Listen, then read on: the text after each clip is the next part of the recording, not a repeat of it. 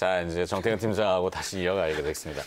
정책들이 많이 나와요. 네. 좋은 정책인 건 맞는데 이제 저게 이제 실제 기업의 주식을 사거나 이런 개념은 아니잖아요. 산업에 투자되는 금액들이 많고 네네.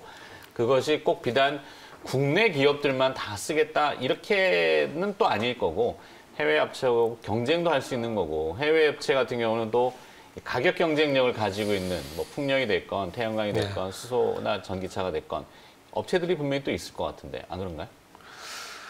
분명히 업체는 있겠죠. 그 산업으로 들어가게 되면서 결국 기업으로 제가 봤을 때 연결이 안 된다라고 생각합니다. 만약에 뉴딜스를 예를 들게 되면은 말씀하신 것처럼 만약 산업에 투자를 하게 된다라면은 말 그대로 뭐 태양광, 풍력, 수소산업 이런 명칭으로 가는 게 맞는데 결국 이쪽으로 투자를 하려면은 그러니까 산업이란 말 자체가 제가 볼 때는 실체가 없어요. 결국 그 실체는 기업으로 만드는 거거든요. 그러면 이 산업이 결국 기업적으로 연결해서 되길 수밖에 없기 때문에 뉴딜스 같은 경우도 BBIG 같은 경우도 어떤 종목들을 포진시켜 놓고 균등 투자를 하고 뭐 풍력 같은 경우도 마찬가지로 이렇게 투자를 하고 하거든요. 그래서 제가 봤을 때 기업을 연결 안 시킬 수는 없을 것 같아요. 그러다 보니까 기업 볼 수밖에 없는데 그렇게 그렇죠. 봤을 때 말씀하셨듯이 뭐 증권이나 주식을 또 다루는 입장에서는 뭐 정책 방송이 아니기 때문에 그죠? 네. 기업을 봐야 되는데 이제 그런 실제 연결성을 좀 찾아보자. 그래서 이렇게 대비해라도 결국에는 오늘 주제를 주신 게 코스피보다는 코스닥 이렇게 주셨는데 이게 같은 맥락인가요? 어떻게 얘기하다 보니까 뭐 그 얘기 좀 갈 수밖에 없을 것 같아요. 코스닥 얘기하면서 지금 말씀하셨듯이 뭐 그린 뉴딜 얘기 안 할 수도 없거든요. 지금 모르겠습니다. 저는 개인적으로 그러니까 어저께 이 원고를 준비를 하면서 문득 생각을 한 게 그 이전에도 뭐 다른 방송에서 다른 코너에서 말씀드리고 다른 방송에서 말씀드렸지만은 코스닥이 지금 어디 증권사 한 건지 900포인트 얘기가 나왔거든요. 900포인트. 그리고 제가 볼 때 이 정부 마지막 코스닥 900포인트? 네. 그래봐야 지금 880인데 뭐 900이면은 얼마 안 남잖아요. 얼마 안 남았고 그리고 또 이번 정부 막판에 가게 되면은 개인적으로 뭐 1000포인트도 아마 가지 않을까라는 지금 추세대로 간다라면 그렇게도 가지 않을까라는 생각이 좀 듭니다.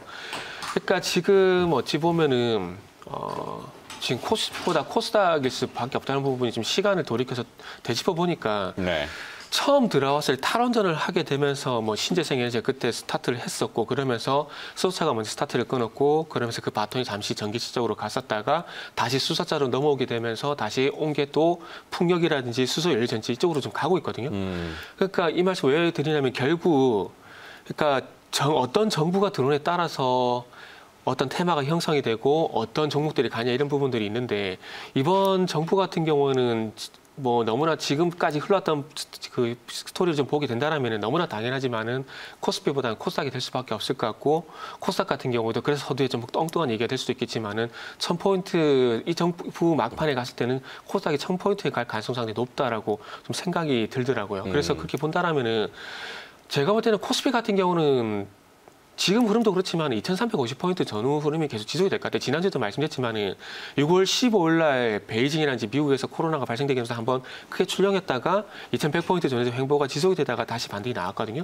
지금도 마찬가지로 확진자 수 400명 넘어가게 되면서 잠시 출렁했다가 2350포인트 전에서 지금 횡보가 지속이 되고 있는데 제가 볼 때 이 횡보가 좀 지속이 될 것 같아요. 그리고 옵션 만기일 때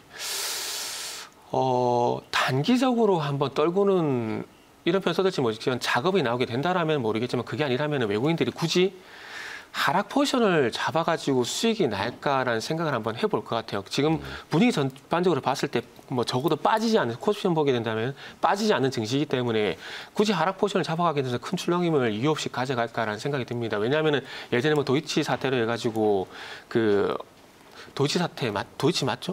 네. 그때 한번 만기 때. 옵션 만기 때 도이치 쇼크 있었죠. 네, 그런 오해를 살 수 있는데 굳이 그렇게 떨구는 작업을 할까 생각이 들거든요. 그래서 코스피 같은 경우는 뭐 지금처럼 이렇게 재면은 방해 좀 지적이 될 것 같고 그리고 코스피 방향성을 봤을 때 상승적으로 가기 힘들다고 생각이 드는 게 최근에 뭐 자동차 코스피에 또 핫했던 섹터들이 종목이 자동차였거든요. 네. 이 자동차 그리고 LG화학 그리고 네이버, 카카오 이런 종목들이 있었는데 최근에 와서 이런 종목들에 좀 힘이 좀 빠지는 흐름들이 나온다고 봤을 때 그리고 이 종목들이 힘이 좀 빠지게 되면서 지금 대안 쪽으로 가야 되는 섹터라 업종이라든지 종목이 나타나는데 지금 제가 봐서는 없는 것 같아요. 물론 최근에 와서 LG 디스플레이라든지 그걸 좀 말씀드리고 싶은 종목들이 뭐 SK 바이오팜 이런 종목들이 물론 최근에서 롯데케미칼 종목도 있긴 하지만 그럼에도 불구하고 시장을 이끌기에는 제가 봤을 때 시가총액이 너무나 작은 것 같아요. 물론 LG 디스플레이 종목을 무시하는 건 아닙니다. 네. 현대차라든지 뭐 자동차 업종 같이 좀 이끌어줄 만하기는 섹터 그 캐파가 너무나 작다라는 거죠. 그렇게 봤을 때 제가 봤을 때는 뭐 코스피 어떤 상승이 좀 쉽지 않을 것 같다는 생각이 좀 들고 코스피조차도 외국인 기관들이 개별 종목 대응을 한다는 부분들을 봤을 때 뭐 누가 보더라도 너무나 당연한 얘기지만은 뭐 지수 중심이라도 대형주보다는 개별 종목들 중심을 하게 되면서 코스닥 쪽으로 좀 치우칠 수밖에 없는 그런 장세지 않나라는 생각을 하고 있습니다. 개별 기업 장세. 네네. 네. 그래서 코스피 쪽에 한번 예를 들어 그래도 코스피 쪽에서도 한번 관심 종목을 한번 보자면은 네. 뭐 외국인 같은 경우에는 뭐 롯데케미칼이라든지 뭐 LG 디스플레이라든지 이마트 같은 종목들 이렇게 좀 볼 수가 있을 것 같고요. 그 기관 같은 경우에는 어제 뭐 샀나요? 외국인들이 롯데케미칼, LG 디스플레이, 네네. 이마트 순매수?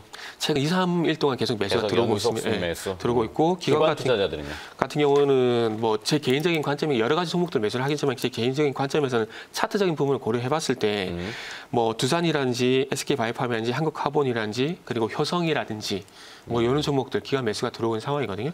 다 거래소 유가증권 시장이네. 네네. 그러니까 코스피 쪽 먼저 일단 얘기해 말씀. 주시는구나. 그러니까 코스피 쪽에서 살만한 종목이 없을까라고 생각하시는 분들이 분명히 있을 것 같거든요. 그래서 그런 측면에서 봤을 때 방금 말씀드렸듯이 외국인 같은 경우는 최근에 뭐 어제긴 하지만 롯데케미칼은 어제 매수가 들어오긴 했지만은 네. 롯데케미칼이라든지 그리고 LG 디스플레이라든지 뭐 이마트 같은 종목들 그리고 뭐 기관 같은 경우는 두산이라든지 SK 바이오팜, 뭐 한국카본이라든지 효성 같은 종목들. 근데 방금 말씀드린 종목들이 최근에 어떤 시장의 중심에서 약간 벗어나 있는 건 맞습니다. 그런데 차트적인 패턴을 봤을 때 그렇게 나쁘지 않다라는 거죠. 그러니까 네. 시장이 떠들썩하고 시끄러운 종목보다는 조금은 조용하지만은 그래도 안정적으로 우상이 되는 종목들을 혹시 찾으신 분이 있다라면은 아마 이런 종목들을 보는 게 좋지 않을까라는 생각이 좀 들고요. 네, 뜨거운 개별주도 또 있겠지만 네네. 그거는 잠시 후에 아, 네. 네, 60초 후에 공개하겠습니다.